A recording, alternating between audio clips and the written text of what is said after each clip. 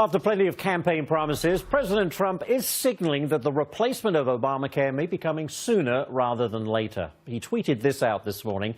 Despite the long delays by the Democrats in finally approving Dr. Tom Price, the repeal and replacement of Obamacare is moving fast! Exclamation point. But how fast will Republicans be able to agree among themselves on that replacement in the near future? Here to discuss, former New York Lieutenant Governor Betsy McCaughey. Betsy, thank you so much. I'm going to start right there. Many plans out there. We have the Rand Paul, Mark Sanford plan. They're really just two. Can they agree? The only real point of disagreement now between the Republicans is whether to provide a refundable tax credit that's Washington speak for a subsidy for middle-class people to buy health plans. Okay. That's the big difference. The Rand Paul group is saying we don't want to create another entitlement. We already have an entitlement crisis, right?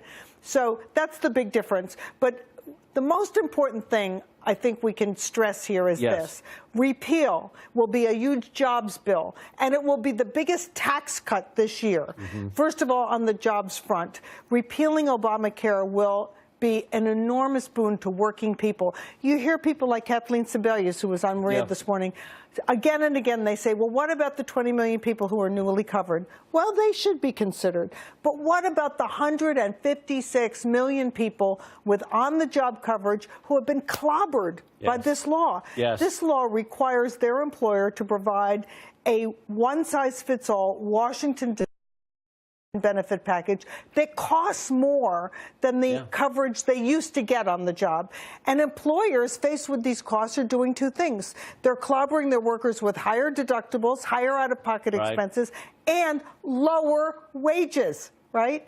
So that means that people who have coverage are not taking home what they would have. They're foregone wage hikes. Paying for it. Oh, they're truly paying for it. Not only that, but part-timers are getting their hours pushed way down below 30 hours so their employers can skirt the employer mandate, right?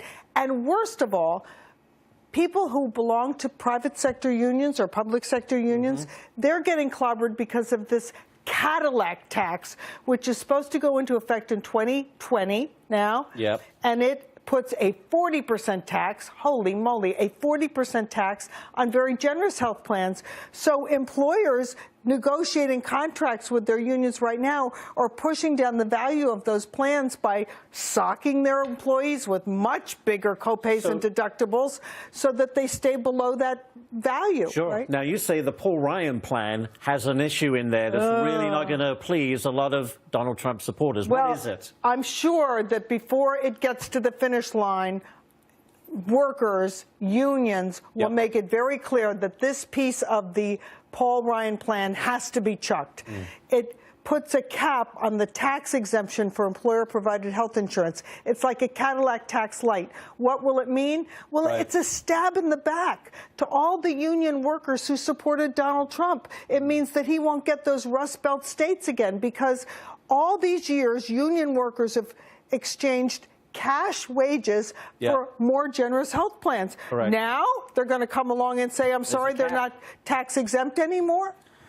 So I think the critical thing... Not a good thing. Not a good thing. But Betsy, do they have to replace on the same day they repeal? They have to get this thing going. They don't have to pass it the same day. No matter when they pass them, they can have the same effective date. Okay. Because Bernie Sanders is running around telling everyone they're going to just repeal Obamacare and someone's going to die because they don't have any health insurance. It's just demagoguery.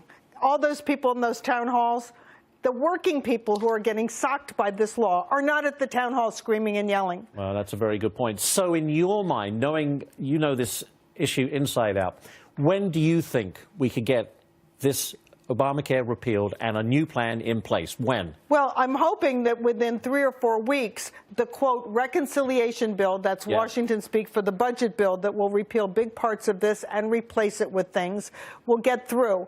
They could do the whole job right away if it weren't for Chuck Schumer, the Senate minority leader. Minority leader. He is holding back. You know, the Constitution says you only need 51 votes in the Senate to pass a law. But Chuck Schumer is saying, you have to have 60 to close the discussion and move to voting on the bill. See, already I'm seeing this thing being delayed. Right. Well, The reason they're doing it in this budget bill is you don't have to have 60 votes to pass a budget bill. So that's why they're constrained, but they're pushing it forward as fast as they can. And it will be a huge tax cut, $1 trillion tax cut. Thank God we have you to sort through this and keep on it every step of the way. Betsy.